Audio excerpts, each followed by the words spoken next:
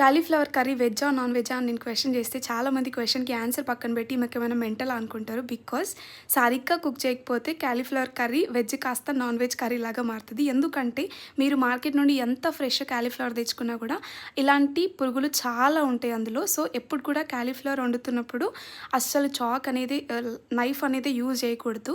Just మీరిలా హ్యాండ్‌తో ఇట్లా తుంచుకుంటే మీకు పురుగులనేటివి ఈజీగా కనిపిస్తాయి. మీరు ఎంత ఫ్రెష్‌దైనా తెచ్చుకోండి. ఇలాంటి పురుగులైతే ఖచ్చితంగా ఉంటాయి. సో, ఎప్పుడైనా కాలీఫ్లవర్ కర్రీ కుక్ చేస్తున్నప్పుడు ఈ ప్రాసెస్ ఫాలో కండి. కర్రీ ప్రాసెస్ మీ ఇష్టం. బట్ ఈ క్లీనింగ్ ప్రాసెస్ మాత్రం అదే యూజ్ చేయండి. చాక్ మాత్రం అస్సలు యూజ్ చేయకండి. ఎందుకంటే కనిపిస్తున్న పురుగులు కాస్త కీమా అయిపోయి వెజ్ కర్రీ కాస్త నాన్ వెజ్ అయితది. నాకు తెలిసి ఈ వీడియో చూసిన తర్వాత చాలామంది కాలీఫ్లవర్ తినడం కూడా మానేస్తారు. బట్ అది హెల్త్‌కి మంచిది కాబట్టి క్లీనింగ్ ప్రాసెస్ ఇంపార్టెంట్.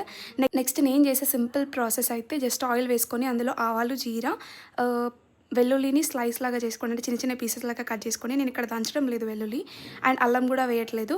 నెక్స్ట్ అవి కొంచెం బ్రౌన్‌గా అయిన తర్వాత కాలీఫ్లవర్ మంచిగా వాష్ చేసుకోవాలి. నేను ఇక్కడ వాషింగ్ క్లిప్ పెట్టలేదు.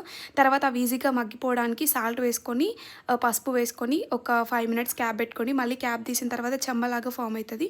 ఆ టైంలో ఒక టొమాటో పీసెస్ కట్ చేసుకొని వేసుకున్నా. నెక్స్ట్ తర్వాత మళ్ళీ క్యాప్ పెట్టుకొని ఒక 5 మినిట్స్ ఉంచుకోండి. మళ్ళీ కొంచెం అవి సాఫ్ట్ అయిన తర్వాత తీసి కారం వేసుకోండి మీ టేస్ట్‌కి తగ్గట్టు. మళ్ళీ ఒక 5 to 10 మినిట్స్ క్యాప్ పెట్టుకొని కుక్ చేసుకుంటే కాలీఫ్లవర్ కర్రీ రెడీ. నేను ఇక్కడ కొత్తిమీర క్లిప్ కూడా పెట్టడం మర్చిపోయినా. టేస్ట్ మాత్రం చాలా బాగుంటుంది. But cleaning process important. సరిగ్గా క్లీన్ చేసుకోండి. హెల్త్‌కి మంచిది కాబట్టి కొంచెం క్లీన్ చేసుకొని తింటే బాగానే ఉంటుంది.